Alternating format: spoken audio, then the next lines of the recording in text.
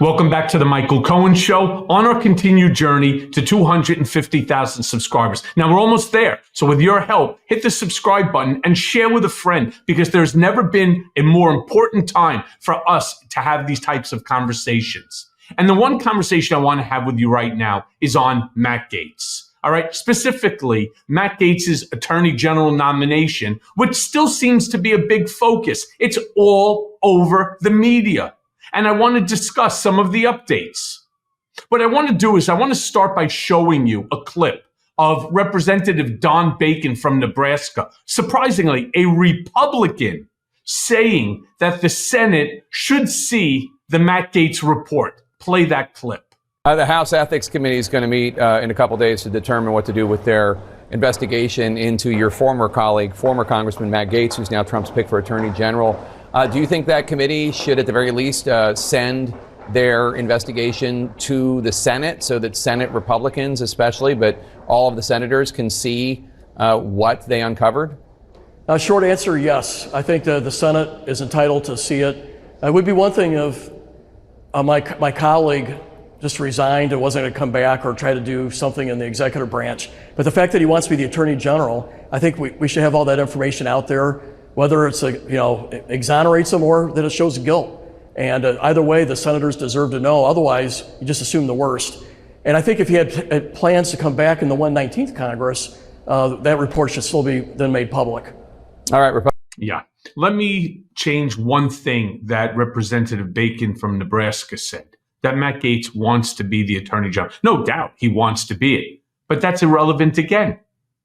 The nomination is coming from the president-elect. And I want to show you something. Here's what Senator Kevin Cramer from North Dakota discussing the report had to say. Play that clip. You want to see it? Oh, I do, but more importantly, I want the Judiciary Committee to be able to see it prior to the hearings. And then after that, depending on what happens, then of course it could be released to the other members that are going to at some point have a vote. So that's been my main point, is that you have to determine whether or not the cost of getting him across the finish line is worth it, much less the possibility that he won't get across the finish line. But if look, again, there is a process. For God's sakes, why are we constantly changing the processes, whether it was for Trump, whether it was for Joe Biden, whether it was for Barack Obama? The processes have been the same for 249 years. All of a sudden, everything is changing. Oh my God, it's Matt Gaetz. Look, I'm not a fan. He's not a fan of mine either. In fact, he's done some pretty shitty things to me. We had our conversations. You may have seen that on an earlier episode where I showed you the text. He apologized. I forgave him. We moved on. Do I think he's going to be a great Attorney General? What's the difference what I think? It's what I constantly say, that I'm not the one nominating him. President-elect Trump is nominating him. And if, in fact, we don't go for recess appointments, well, then next thing you know, he'll be the Attorney General. So everybody in all of this filling up of wasted airtime, talking about things that none of us have any control over. You see, I want to also show you a clip from CNN where they discuss what former AG nominations have been accused of, specifically Bill Clinton's nominations. And I think it's really important, again, to start looking at the similarities and the discrepancies between the two. So play the clip. Remember, let me just say this. I remember, you and I are old enough to remember when Bill Clinton had two Attorney General nominees, Zoe Baird and Kimba Wood, who were eliminated, who had to withdraw because they had employed illegal nannies. Matt Gaetz is accused of sleeping with a girl who's almost young enough to need a nanny. And Republicans are saying there's nothing to see here. Right. Again, with all due respect to Anna, and she's 100% correct, Kimba Wood should not have resigned from that nomination. They should not have pulled it based upon nanny. Who gives a shit? Truly, nobody cares. And is what Matt Gaetz being accused of substantially worse? Sure it is. But again, here's the process. The process is president-elect nominates who they want as their attorney general. Okay, great. Now it goes before the Senate for the confirmation, unless again you have the recess appointment. This is the process. So whether or not in the past Kimba Wood, as an example, ended up losing the nomination, that was Bill Clinton's decision.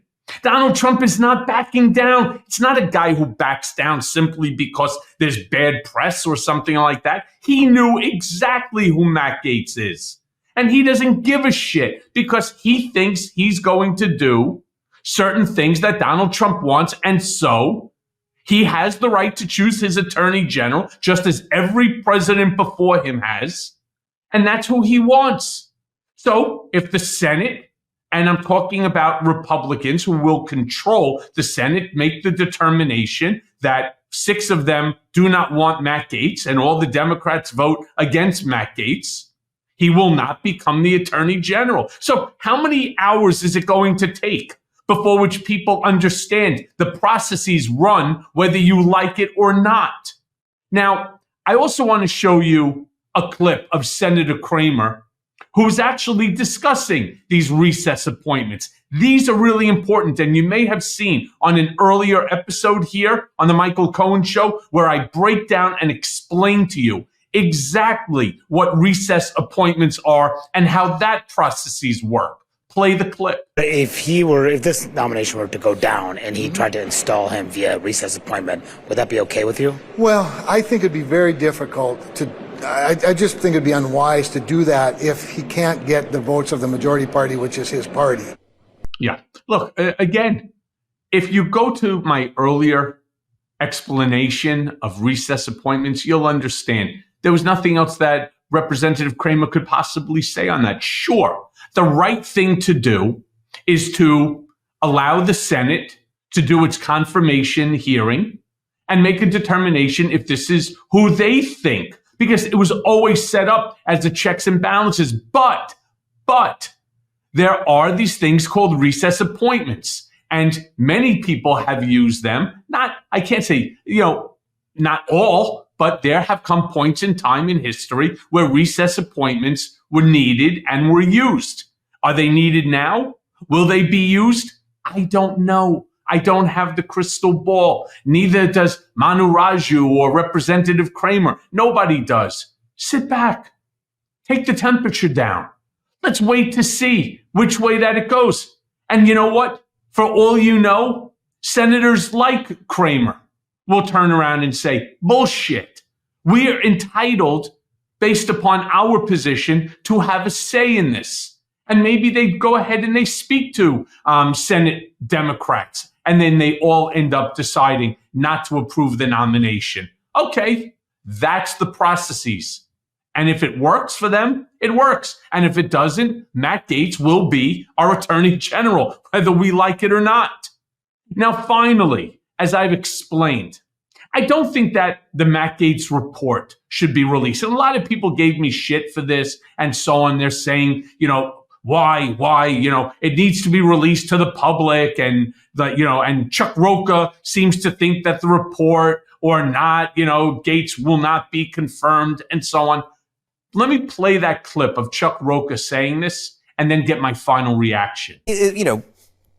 Can Trump, what happens if he loses Gaetz? Does it leave a stink?